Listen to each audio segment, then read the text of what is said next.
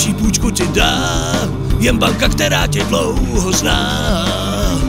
Na úroky nekoukej, svou starou banku požádej o půjčku.